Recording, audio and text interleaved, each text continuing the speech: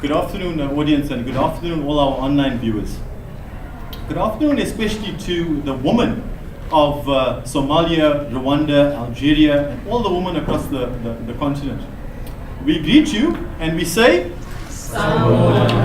from wonderful sunny South Africa, where we're going to be discussing a topic today which is on everybody's lips in South Africa, the topic of land expropriation without compensation.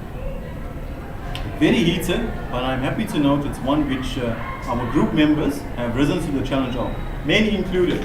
I assure you that this is not a reflection of any gender bias on our part, but rather a reflection of not only the topicality, but the heatedness of this debate.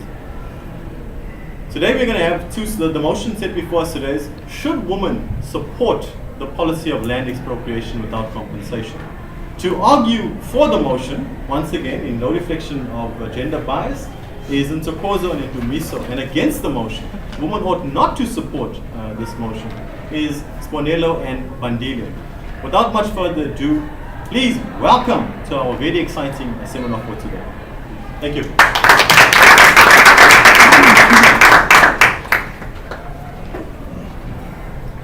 Greetings all, as Dr. Boyce has said, I'm Nondumiso Madlala and I'm with my colleague Ntokozo Producer, and we are for the motion that women are to support the adoption of expropriation of land without compensation as an official policy. Women suffer the most when it comes to unemployment, inequality and poverty. Women experience far higher unemployment rates, they experience far lower participation rates in the economy. At least 32.4% of the population was living under the food poverty line, set at 305 rands per individual per month. Most were women. The unemployment rate of women was 2.9% higher than the national average. The unemployment rate was 24.9%. Men were more likely to be employed than women, regardless of race. Women are overrepresented in poverty statistics. In terms of the poverty share, 5 out of 10 poor South Africans were women, while 66.8% were children below the ages of 17 were living in poverty. Households led by Black African women, as well as people living in rural parts of the Eastern Cape and Limpopo, were the most vulnerable to poverty and likely to have little to no education. To address the issues of unemployment, inequality and poverty, government ought to adopt the sustainable livelihood approach. By reducing poverty among women, unemployment and inequality will be reduced. Government should adopt the sustainable livelihood approach in terms of increasing human capital, social capital, financial capital, physical capital, and natural capital. In terms of increasing human capital, women ought to be capacitated and given the right skills and knowledge on how to use land. A growing literature demonstrates the particular benefits of women's assets ownership, not only for themselves, but also for their families and the economy as a whole. In various studies, women's asset ownership has been linked to increased spending on food, housing, and durable goods. At macro level, gender inequality in asset ownership is shown to improve agricultural productivity, bolster resistance to economic shocks, and foster economic growth overall. Peru is the fourth biggest country in Latin America, with a population of 30 million.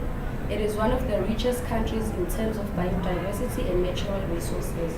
Peru is still a poor country and there's still a lot to be done when it comes to industrial framework. But despite this, Peru stands out as an example of reform done right. Beginning in 1969, the government of Peru issued sovereign bonds as compensation for land expropriation. The government's aim was to redistribute land and reform the country's agrarian infrastructure. In the last decade, Peru has recorded the second biggest growth rate in Latin America. In the same period, its GDP has more than doubled. The investment rate has gone from 13% to 20%. Poverty rate has dropped from 50% in 2000 to just 22% today. This is a reduction of more than half. Peru is also one of the least indebted countries in the world, which is due to a strong determination to use public funds responsibly. The land reform bonds were issued to bondholders when the Peruvian government of the time expropriated large amounts of land from private owners and redistributed it to poor peasants. During the ensuing economic collapse and hyperinflation, the bonds were rendered worthless. In 2001, they were restored to fair value in Peru's new currency by deflating the CPI inflation rate over their lifetime. Investors, including Gramercy, then bought significant numbers of these bonds from their original holders. Unlike the Peruvian model, which had a budget of over $100 million set aside for compensation, South Africa can draw lessons from Peru. Government needs to set aside money for research in the best practices they can use to reform land, especially considering that the rich have been benefiting for years at the expense of poor women. What we can also learn from the Peruvian model is the policy developments they made. They made it easier to attract investments, kept interest rates relatively low, and maintained monetary stability. It is against this backdrop that we believe government's role is instrumental. Social capital could address the issue of poverty by government implementing policies that ensure women are equally represented in all structures dealing with property rights. 1 minute. Government also should implement programs that offer skills and knowledge to women on land issues. The expropriation of land without compensation will lead to the formation of social organizations and promote social change. As women have long been denied equal rights to own property under customary law, the constitutional protection of equality is very important. Section 9 of the Bill of Rights states that everyone is equal before the law and has the right to equal protection and benefit of the law. The right to equality includes full and equal enjoyment of all rights and freedoms. The equality section prohibits discrimination against anyone on specific grounds, including race, gender, sex, and marital status. This means that any laws that discriminate against women by treating them differently than men violates women's rights to equality and will be found to be unconstitutional. The Constitution also specifically protects the rights of all South Africans to own and manage property. Section 25 of the Constitution states that no one may be deprived of property except in terms of law general application. This means that women, like men, have a constitutional right not to be denied the ability to own property.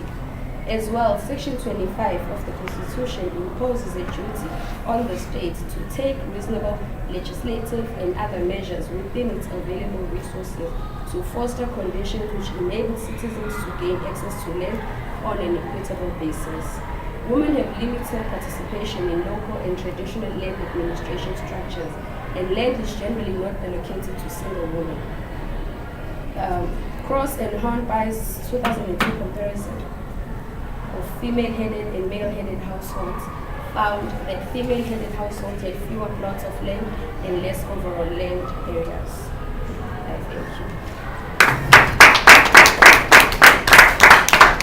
Thank you.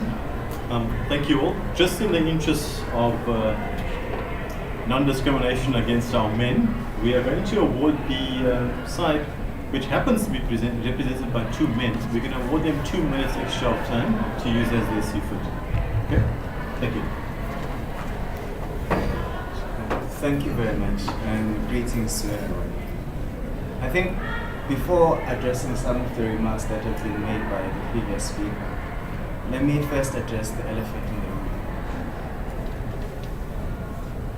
We advocating, as men, advocating for women not to support this is not in any way to say that men should remain at the top.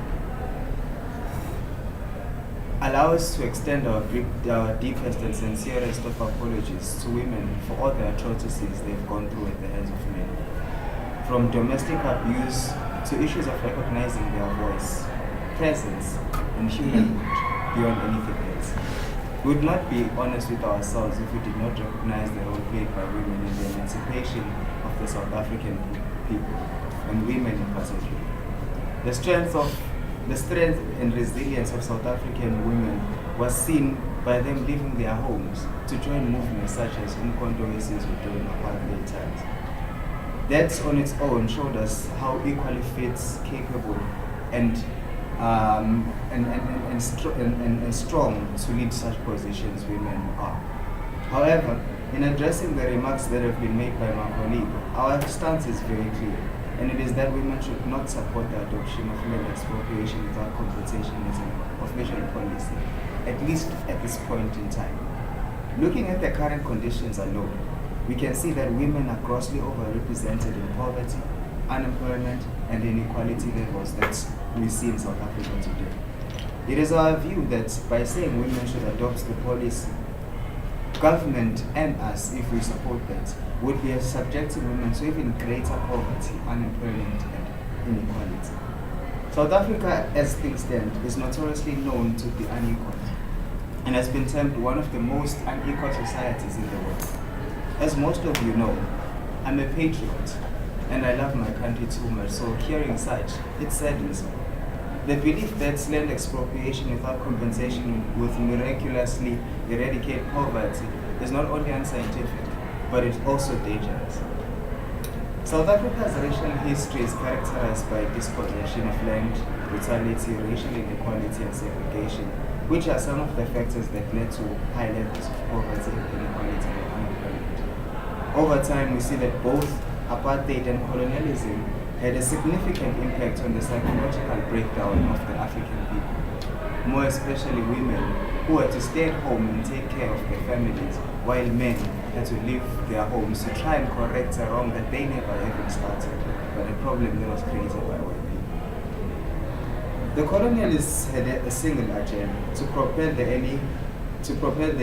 early industrial revolution with the advent of discovery of diamond and gold in South Africa, and they had to do that through the recruitment of cheap labor to sustain this primitive accumulation. A great deal of dispossession was experienced by both men and women in South Africa. The Natives Land Act, the land of the African people was taken and given to poor Afrikaner farmers for their development, and this was only 7% of the land. 93% of the land was given to whites.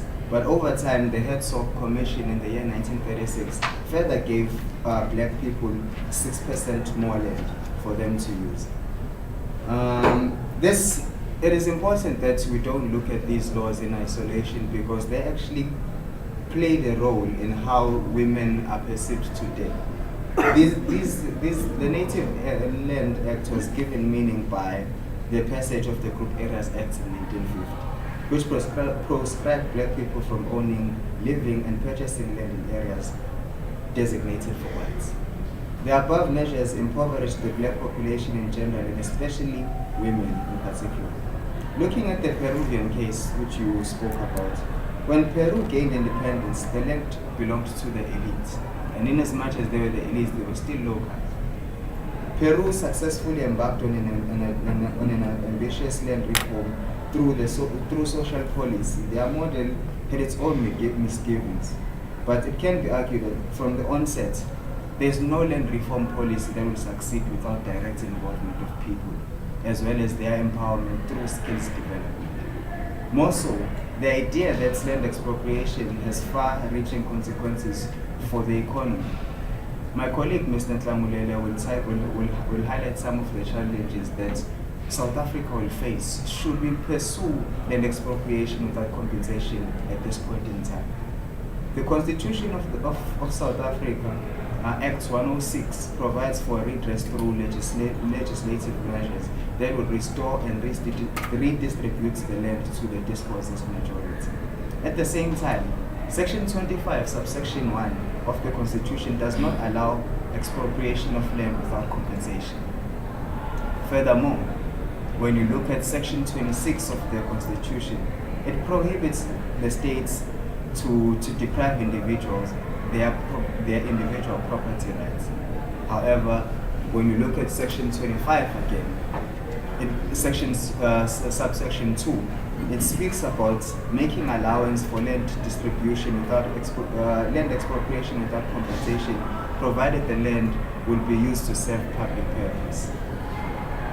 These neoliberal the neoliberal economic trajectory that South Africa follows has much favored the status quo, where the rich have become richer. The land reform program in South Africa is going at a snail's pace. Programs such as the land redistribution, land redistribution, and land tenure programs have failed to give people land, more especially women. Many people have opted for money for a number of reasons, most of which are in poverty. And as things stand, a great number of people remain in poverty because they were not advised on how to use or invest the money they claimed they received through land claims. The extent of poverty in South Africa is so devastating that when you compare the upper bound poverty line, we see that more than 1 out of every 2 South Africans were poor in 2015, with poverty headcount increasing to 55.5% from a series low of 53.2 in 2011. The latest employment statistics are also no lie. They indicate that the statistics show that unemployment rates declined to 26.7% in the fourth quarter of last year from 27.7% in the previous quarter. The report also reveals that there are 16.2 million people who are unemployed in the fourth quarter and 5.9 unemployed, more than 2/3 of the South African population. In conclusion, it is our view that what could benefit women greatly is for government, the private sector, civil society to work together in creating and craft a vision that Africans can work towards. Government needs to put policies in place that will ensure that money is taken away from the hands of the rich and given to the hands of the poor to drive their programs. Government needs to make sure that it strengthens its monitoring and evaluation capability. It needs to ensure that severe penalties are subjected to all employers who do not abide by the Employment Equity Act. It would be disingenuous to expect women to support land expropriation without compensation, strictly because expropriation is believed to solve the triple oppression women face. What would benefit the country and women more is to ensure that we as a country get our house in order and afford women the same recognition we give men. Government needs to stop preaching 50-50 gender balance through EEA and ensure that it does it itself. Thank you.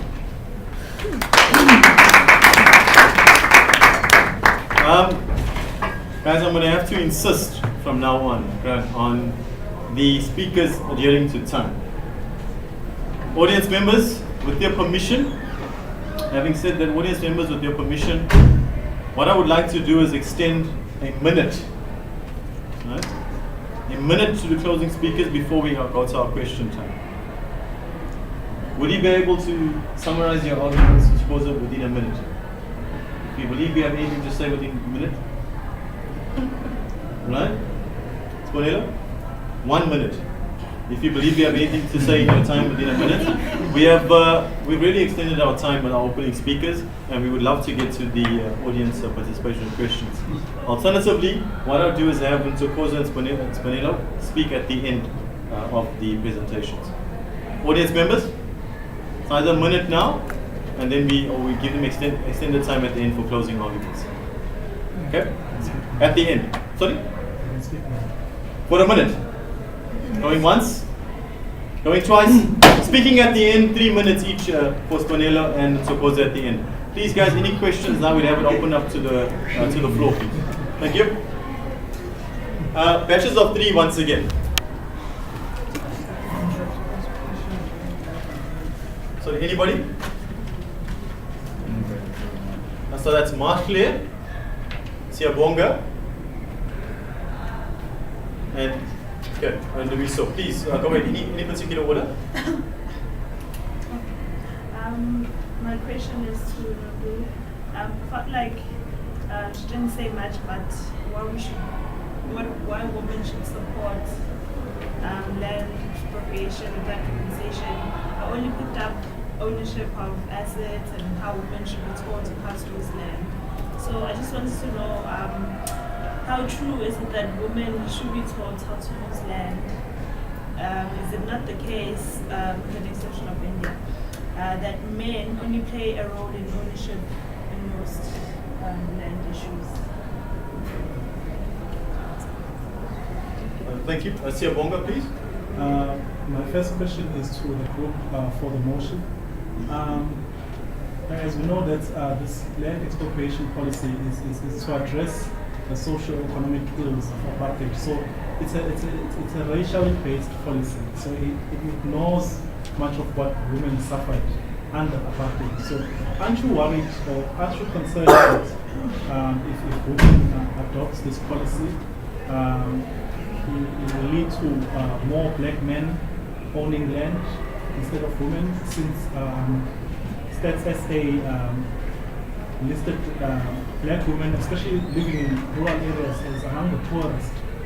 So aren't you concerned that this policy will open up to more men owning land rather than women?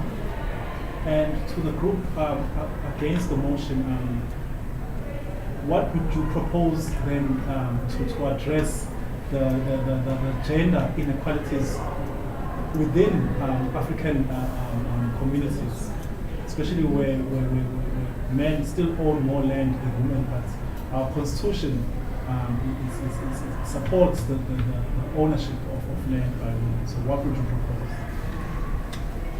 It's good. Thank you. My concern is with the question against the motion, is that with the group that is against the motion. I saw that you mentioned a lot of constitutional challenges that exist. Now my question is, with your proposal that the government or the women should not support expropriation of land without compensation, are you proposing that the focus should be deemed more on us amending our constitution? On the regard, because for example, when you 25 and 26 to a certain extent does contradict itself if you have to interpret it, because everybody can write it. So are you saying with this motion, for example, are you proposing that we amend the constitution on this regard, section 25 and 26? And if we do that, what should we say about the expropriation of land? Should we also include it for a certain time or what in the constitution?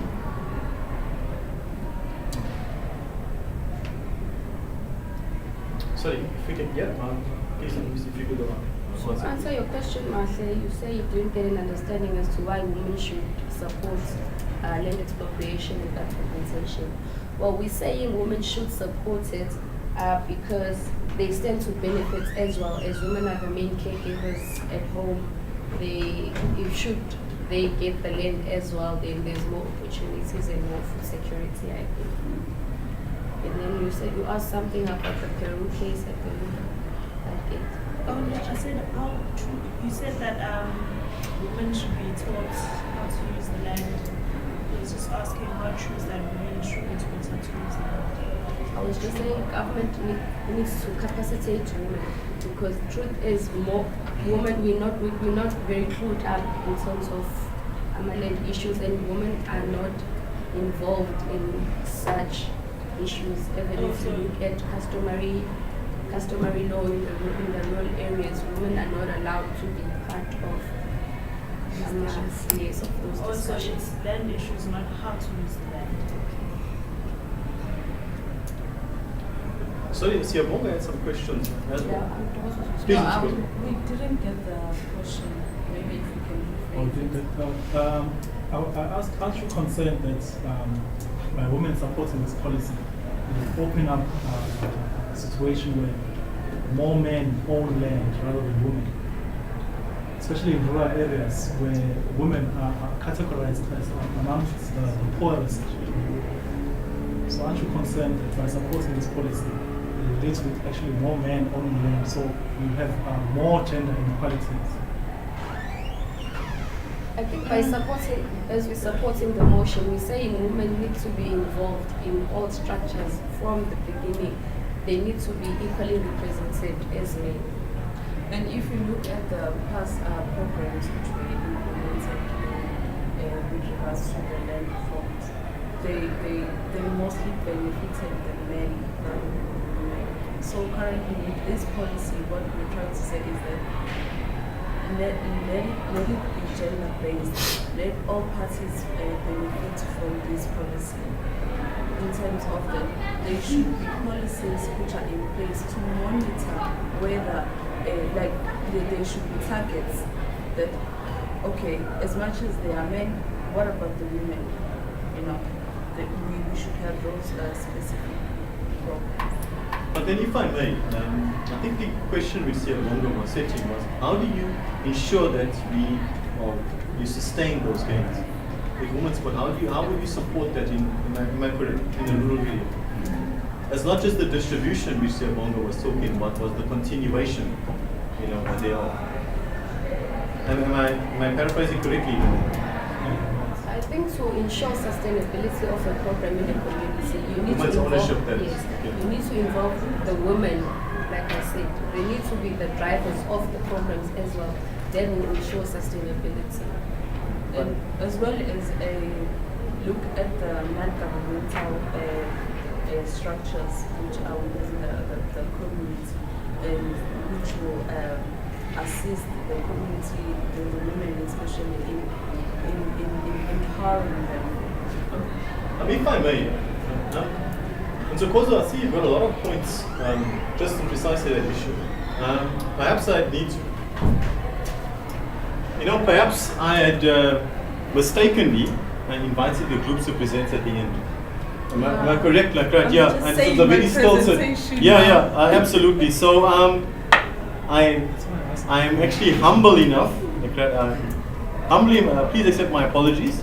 And perhaps it would be better if some of those insights in the questions, like if you feel like you'd like to share them, like that might actually preempt some of the questions we have. I'm not going to let you off the hook that easily, because we do have two questions, like which Siyabonga and two of our men in the audience had addressed to the group which is against the motion. Just before you get to your presentation to Kozo and Sibonelo, right, if we could just answer these two questions, and then we'll get to just in the interest of moving the debate along. I'm not trying to offer any bias or show any favor to one side or another. Okay? But please, I insist, keep it short when you do present. Okay, please. No, thank you. Thank you very much. I think to respond to the question that Siyabonga raised, which was what would you propose to deal with the gender differences that exist in society? I'm not sure if I captured that correctly. You see, government has a monitoring and evaluation department, which I believe needs to do a lot of work to make sure that we drive development in our country. For government to have a designated department specifically for monitoring and evaluation, it should give us an indication of how important that aspect is in driving development. So government needs to first make sure that it capacitates these offices, like monitoring and evaluation offices. It works with the departments such as the Department of Arts and Culture in preserving some of the cultural characteristics, some of the essence of the African people's culture, so that we are, by developing ourselves, we don't run the risk of losing the essence of our African root through customs that we have and whatnot. So equally with that, when she addressed an issue of how women are actually not represented when it comes to these traditional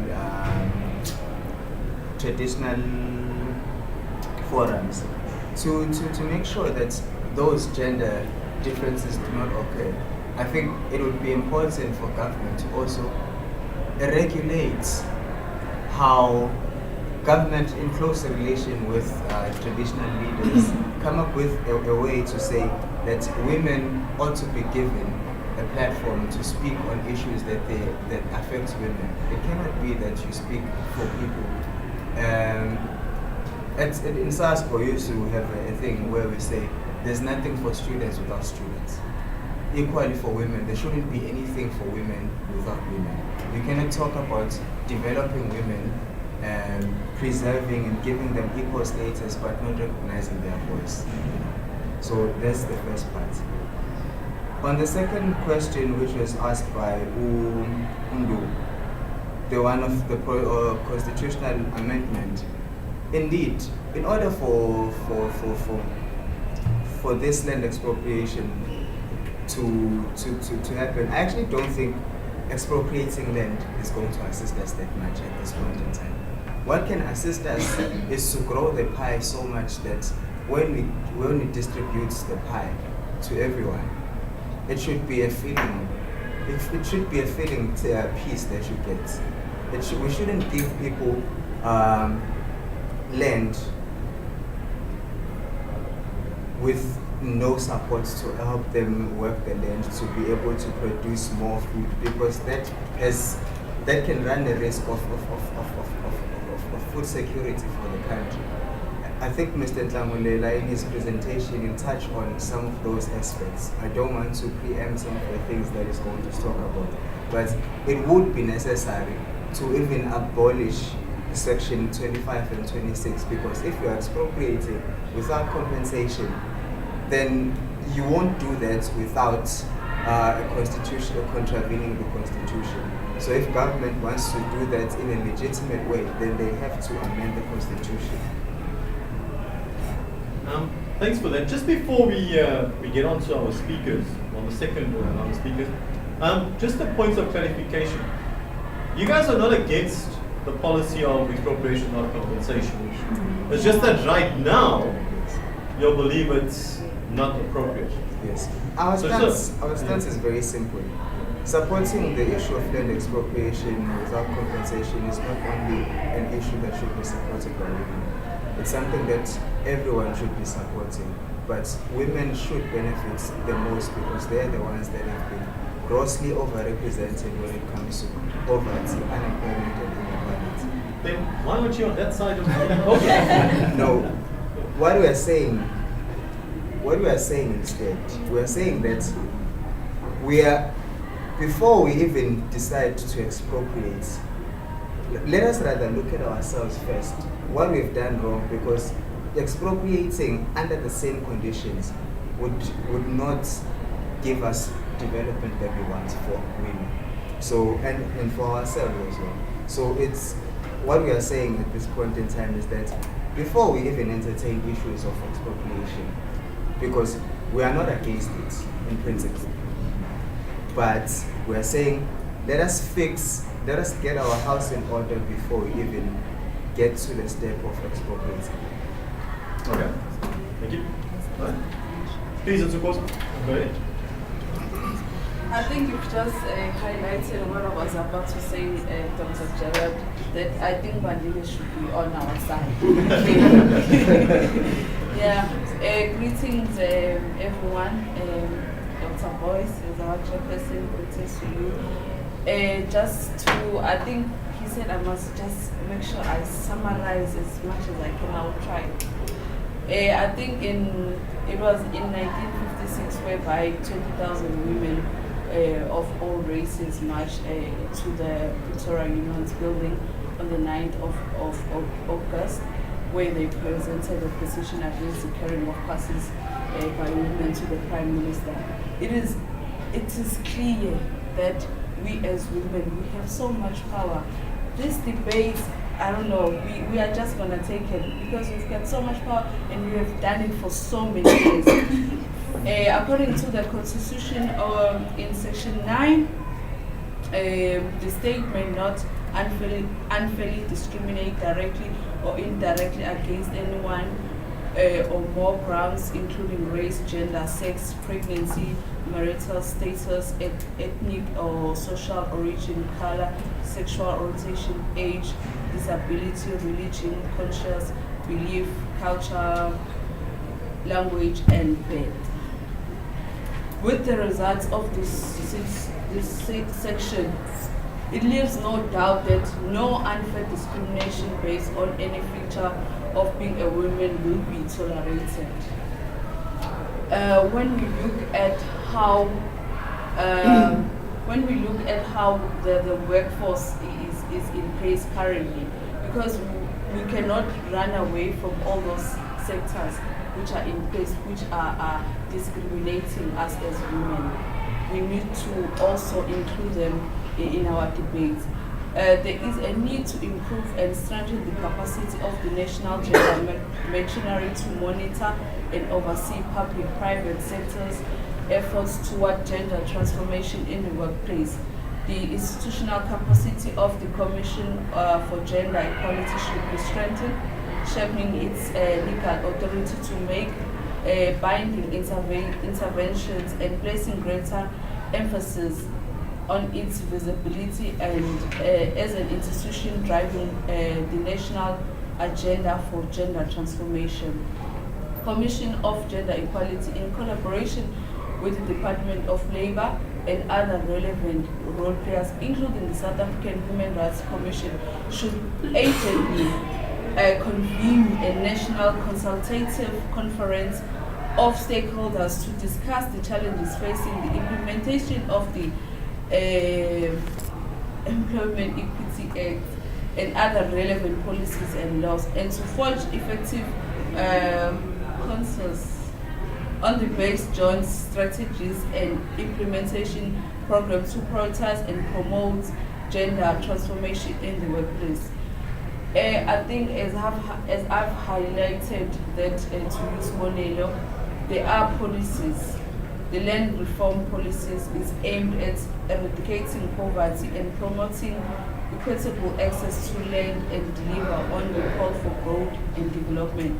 South Africa experienced many years of colonialism. This has led to the unequal distribution of resources, including land. So according to the white paper of South African land policy, it indicates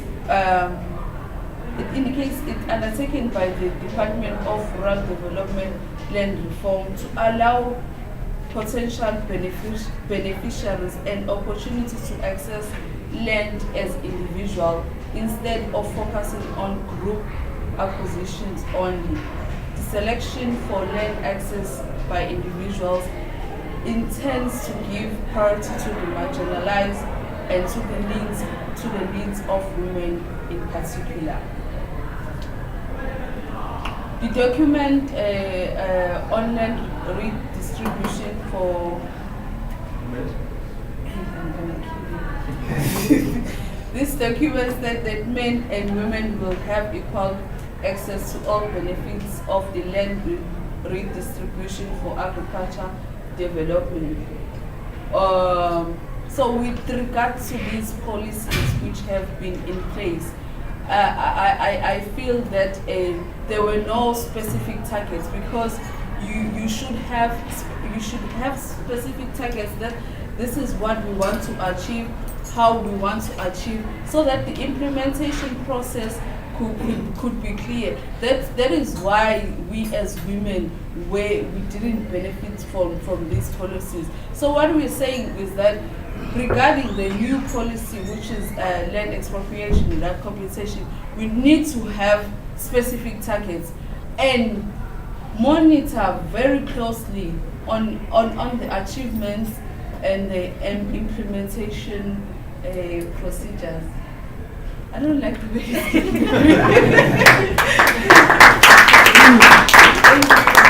but I'm not done.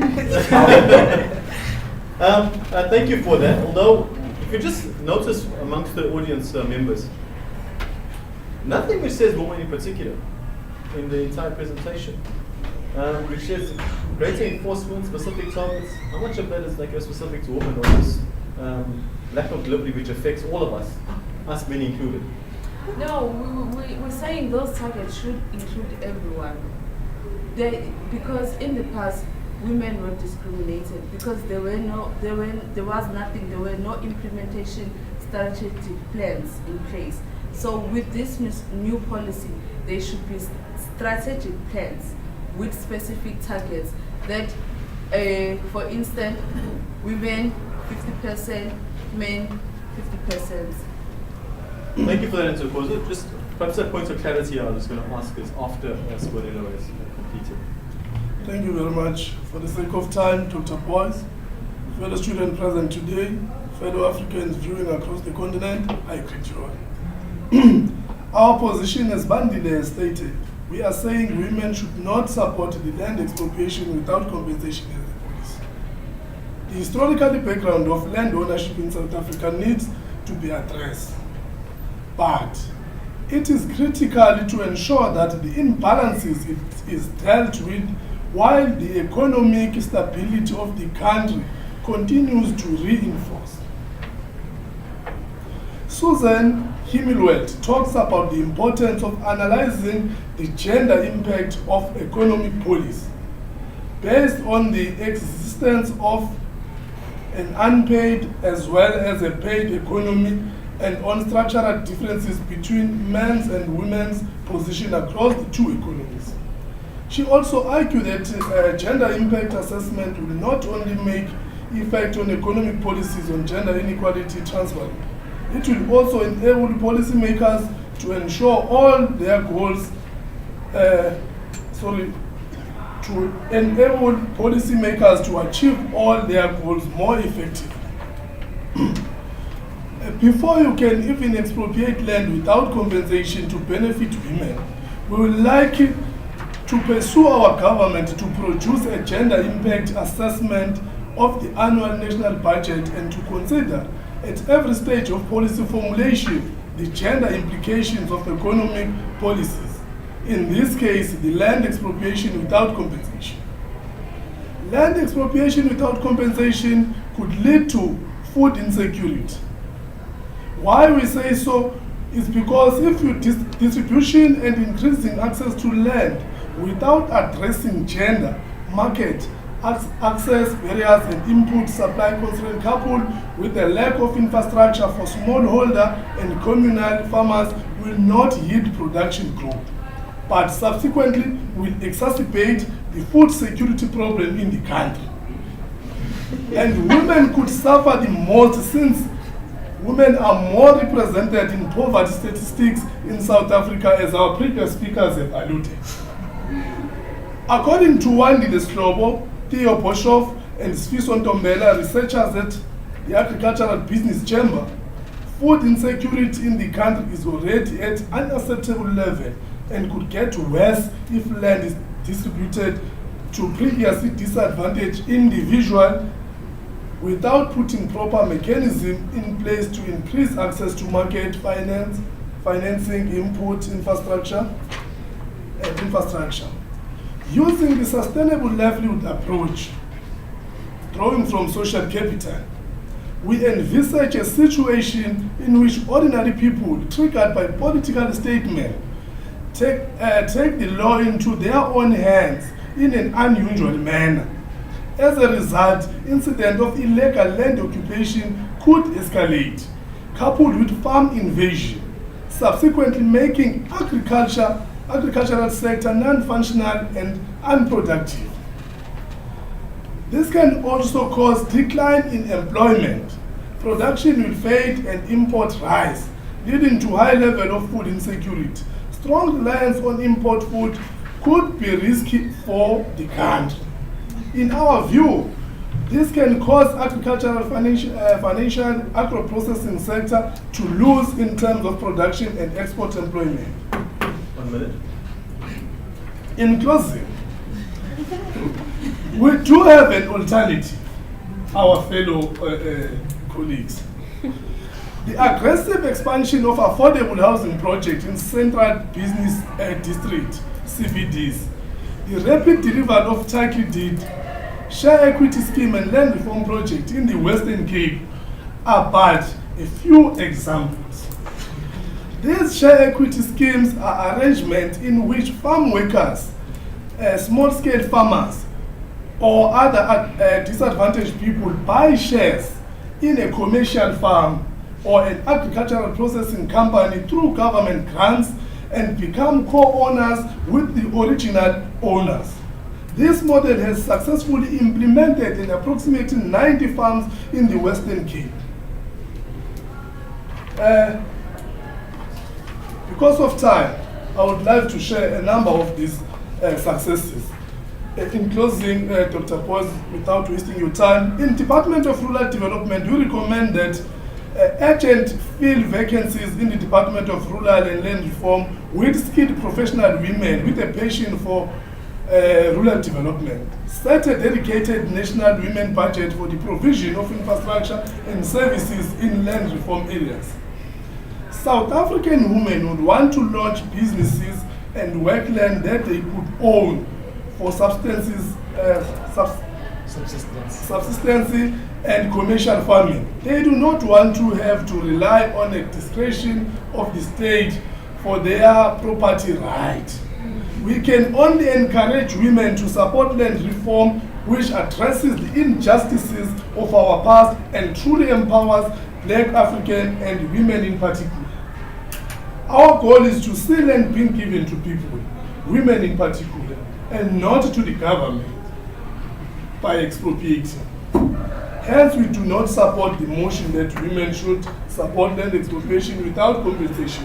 I thank you.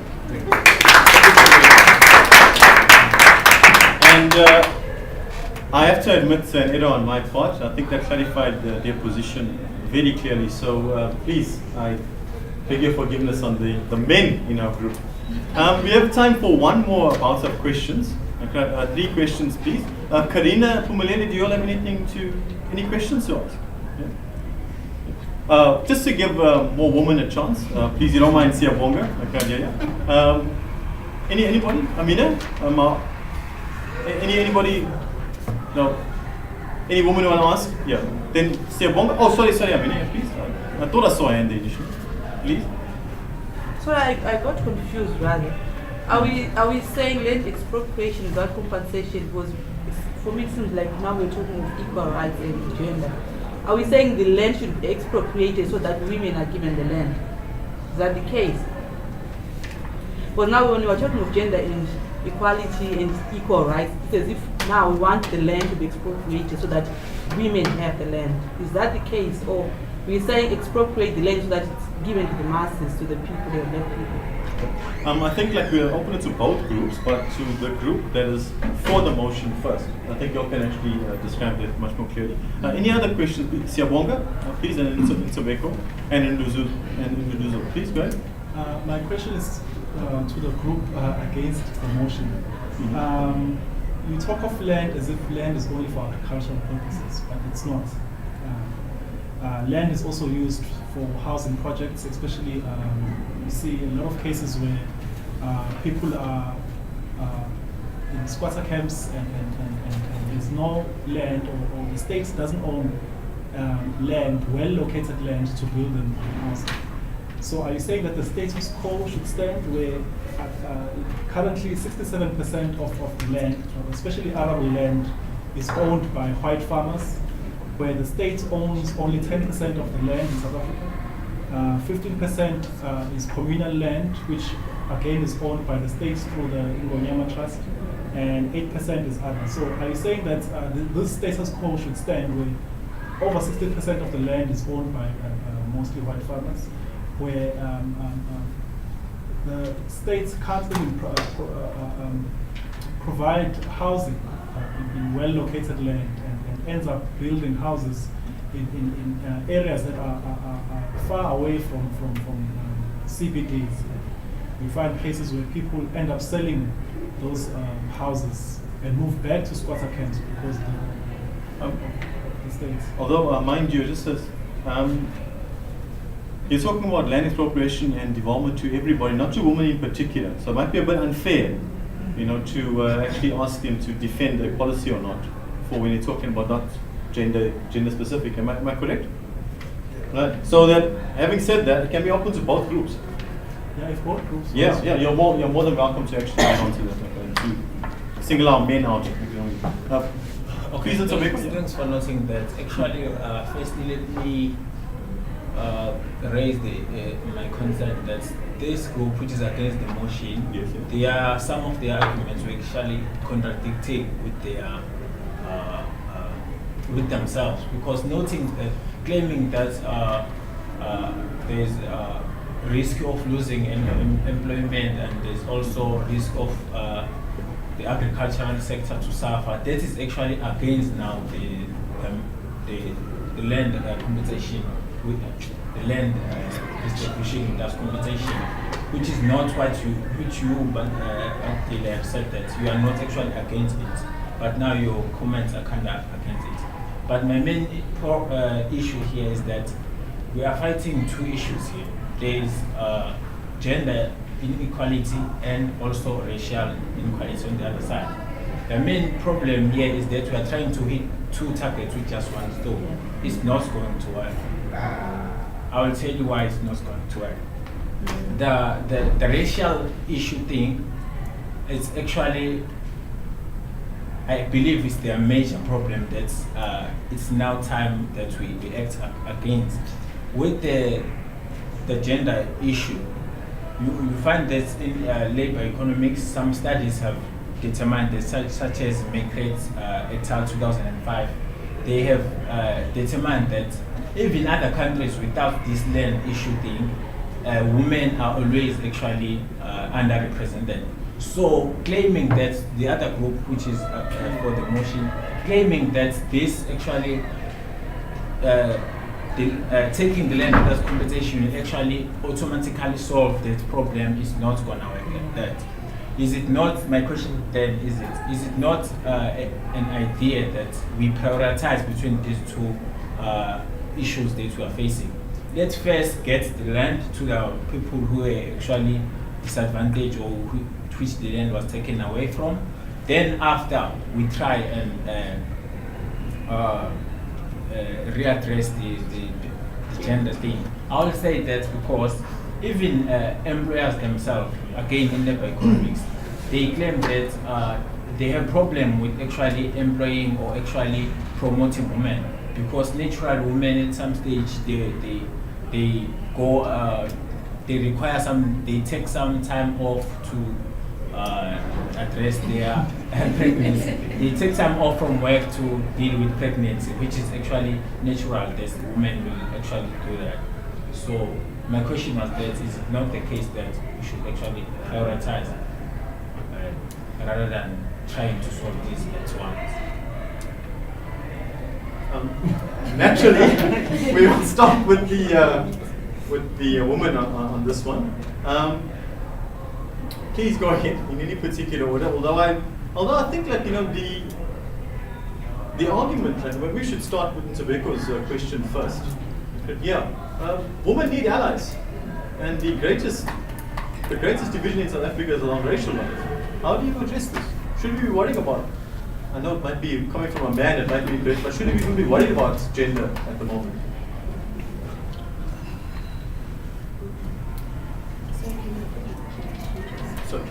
So Ntobeko's question was, look, the primary division is racial in South Africa, right?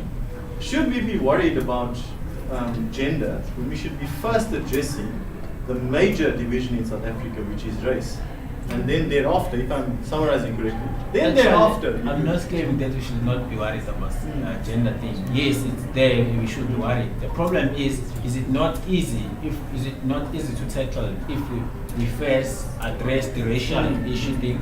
Because after we will be more able to actually address this thing, the gender inequality thing.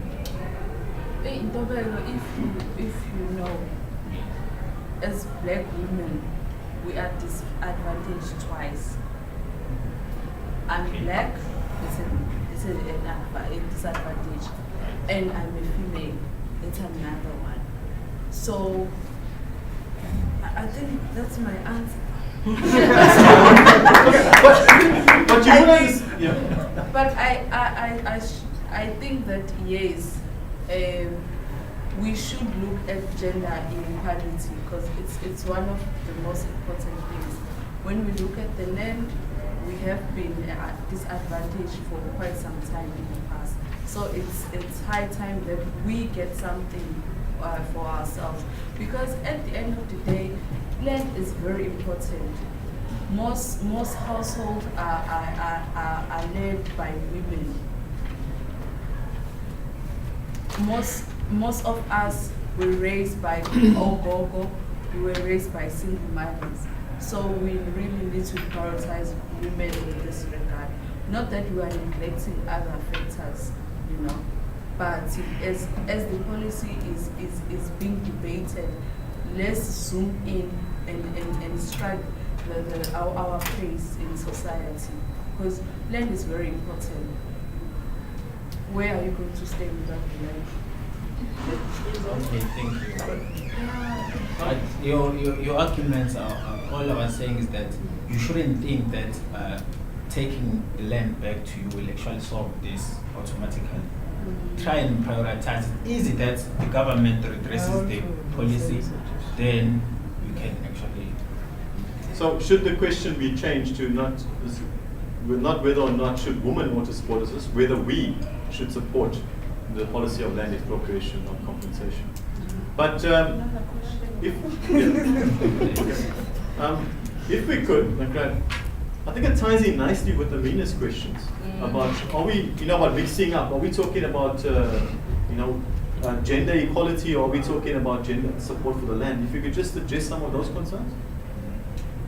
Okay, Amina, we are saying basically women should support the policy to ensure that they're fairly represented in the when the land is being redistributed. My colleague Bandile said that women should not support the motion now. We're saying why should women be sidelined now from the beginning? Our point is women must be involved on all stages. But how is that different from addressing gender equality, which is, if I'm summarizing Amina correctly, was, well, just look at gender inequality and not talk about questions of that. Just you talk about gender inequality. And making sure that we get that right, or address that. Please, please, yes. Okay, we'll come back to your question. Okay, Amina, on your question whether I will speak on our position on this side, on the issue of whether we want land to be expropriated, to give it to women. Ours, you are saying, before you can start by talking about expropriating land, start by addressing the surrounding issues. Prioritize issues of women first. Why are we saying that? It's because we believe that women are mostly represented in the poverty statistics, as everyone has said it.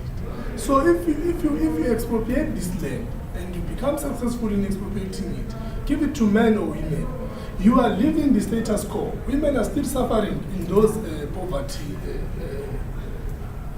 issues. So it is important to first address the structural setup first, the perception, so what do you call it, the patriarchy practice.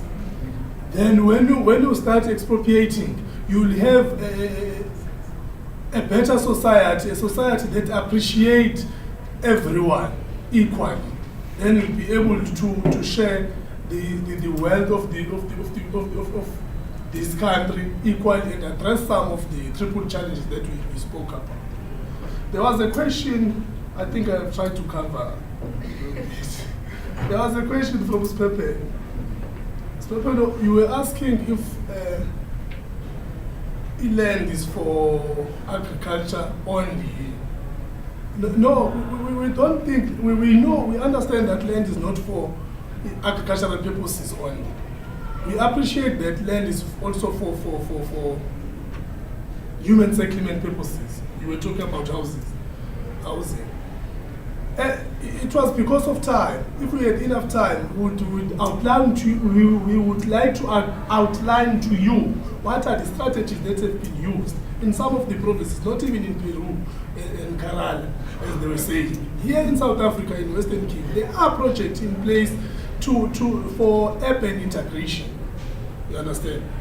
The issue of expropriation does not give a property right to people, particularly the women. But this our proposed policy position of land integration. English is not our mother language. So of urban integration, it gives a property right, particularly to women. So we do have programs to address the issue of land, but giving full title to people who deserve or to beneficiaries. I think just as an extension to what this boy is saying, by giving someone a title deed, you're actually giving them an opportunity to actually use that as collateral when they're actually looking for funding to push their businesses. I think the one thing we need to clarify about our stance, it's not to say when we said in principle we support the motion of expropriation of land without compensation, it was in line with some of the things that I highlighted in my initial speech when I highlighted the conditions that led us to being where we are. Is expropriation necessary? Looking back at what happened when the land was taken, yes, to a certain extent it is. But much like the question you are raising, is the issue of race not more important than the issue of gender? That's what we are saying. We are saying instead of prioritizing taking the land, rather we prioritize dealing with the problems that we've identified in our society that exist and have carried on oppressing women and not allowing them equal opportunities to actually grow and So if I could just cut you short, we just in the interest of time we get on, but thanks for that question, Siyabonga. We're also worried about what do we do in the meantime, because it's telling us just to be patient about women while we sort all the gender issues out. So thank you for that question, Siyabonga. Very quickly, everybody, we're going to get Karina, Andres, and Introduzo. Was your question addressed? No. No. If you could just please go ahead and ask that question. Karina, very quickly. We've got about 5 minutes. Yeah. Okay. If I can quote Bandile, he said that scientifically it's not important, and unquote, he must explain that. And he must also, you're saying that we must focus mainly on race rather than gender, but also other people, just now he said, like, focus on race, which is more a bigger problem than gender. No, I was actually quoting him. Yeah, no, okay. Yeah, no, actually Badila didn't say it. Oh, well then it's fine. Okay. Andres? Yeah. Alright, thank you, Dr. Morris. I think they can talk about the government creating policies. Already the government is male dominated, I should say. So already you're creating a problem there. But then I think with this policy that has passed of women leading those policies, I think it's a good thing. If we look at the past injustices that are within women, if we're going to take race and use this looking at race, we've been fighting this race issue for a long time. This policy gives women the platform to actually lead something that can change so many things. See, you spoke about land being interlinked to many things. If you look at the labor markets, already black women that are not represented well. The land, in the agricultural sector, the women are not well represented as well. So giving them this policy that we're giving them something that is bigger, that is linked to so many things. This is a way of I think if we give them, if they lead this policy, they'll create a platform where everyone benefits from it. She made a point that when a woman is leading, it's many people that benefit from it.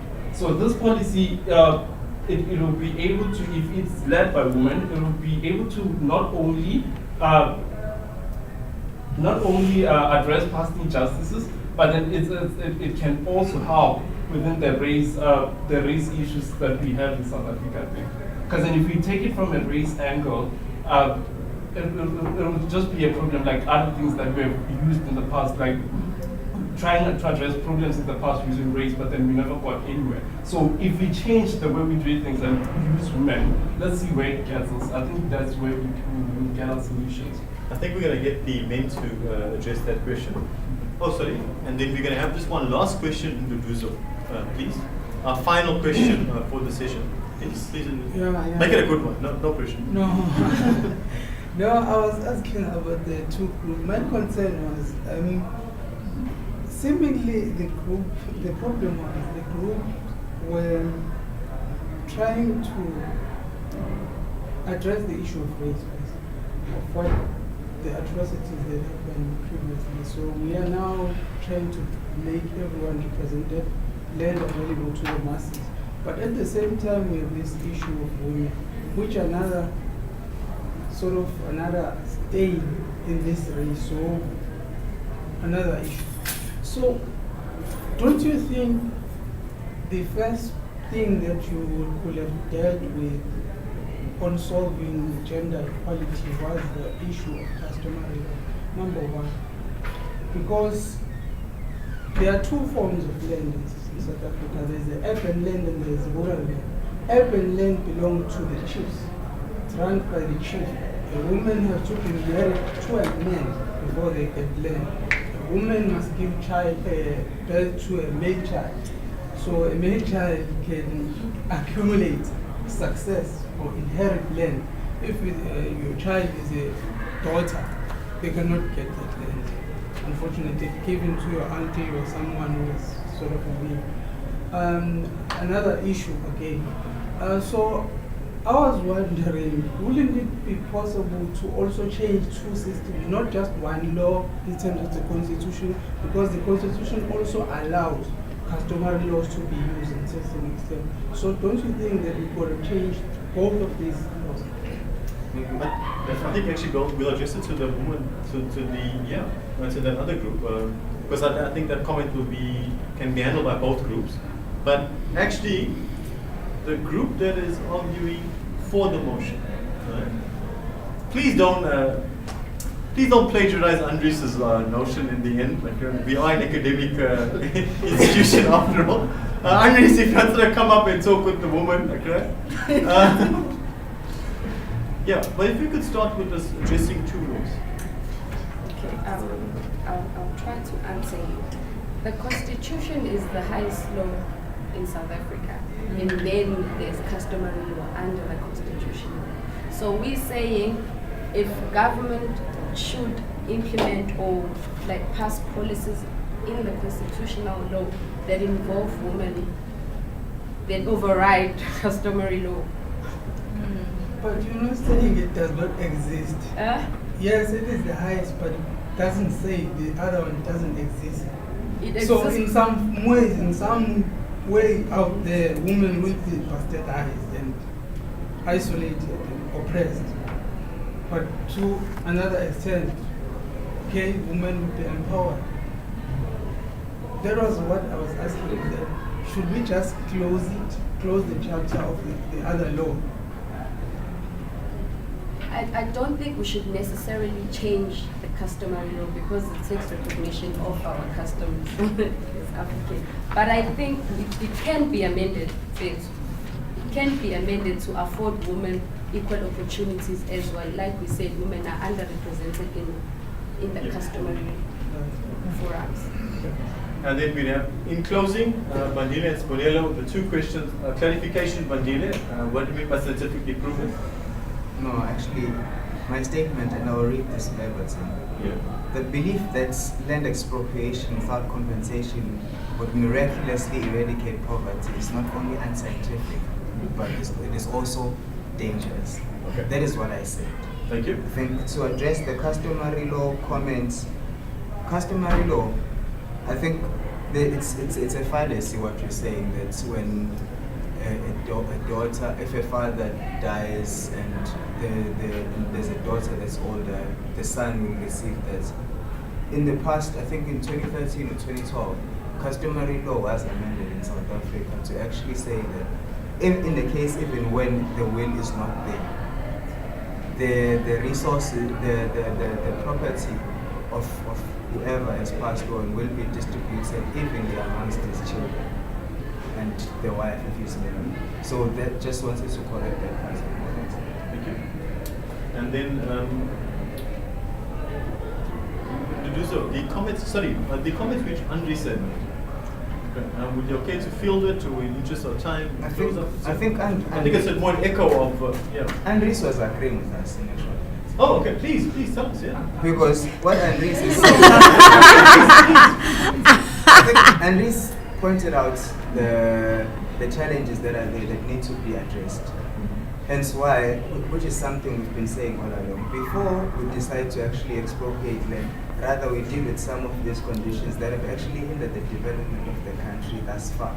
We've identified some of these challenges, from corruption to there's just a lot of things that have actually happened, but they need to be addressed for us to have a successful transition through to owning land. No, in simpler terms, Bandila, I'm saying that we give women to lead something so that they can address something. I'm saying that things should come from the bottom. They should come from a woman's point of view and then carry on, not from someone's point of view. Because then things have, it has been a top-down approach where women have always received things. So with this policy, if they are leading it, it will be from women's perspective, and then it will carry on to other sectors as well. All right, then, guys, we'll get to that after our voting. We've already gone way over time. Please let us apologize to our online viewers. Thank them as well for sticking with us for this long. Half a minute, if you want to close up. Half a minute. Why we should still believe that women should support the policy of land expropriation without compensation. Half a minute, Mandile Spunilo, if you would still like to just, yeah. If you still have something to say, please. Yeah.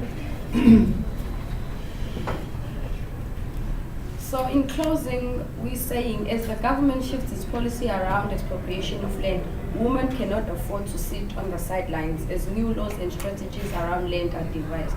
Women are an integral part of agriculture production and food security. To quote Steve Biko once said, open quote, women must be the forefront of a nation building and bring the South African citizenry together and therefore develop new ethos of human, close quote. Thank you. Thank you. I think ours was to say that government should make it should increase its capacity as someone that are as agents of change. If government is able to function fully, even with which we actually congratulate the government for. We applaud government for establishing a foundation. Please take the applause when it's not half a minute. Okay. When of departments such as the Department of Women and the Department of Monitoring and Evaluation, because it shows that government is serious about wanting to address these issues. But we need to strengthen their capacity so that they're able to reach everyone and are functioning effectively to detect some of the things that may be causing a backlog when it comes to development. But going forward, we need not prioritize things that are not going to be supported by people. We need to establish structures in communities, in regions, provinces, and so forth, up until the national level. And we make sure that women are given the same opportunities as men. Thank you. Thank you, Mandile. And thank you everyone for a very interesting discussion. We are going to leave our online viewers now while we go to vote, but please leave us your comments, your criticisms, your points of view. We're welcome and we're looking forward to hearing from you. Thank you.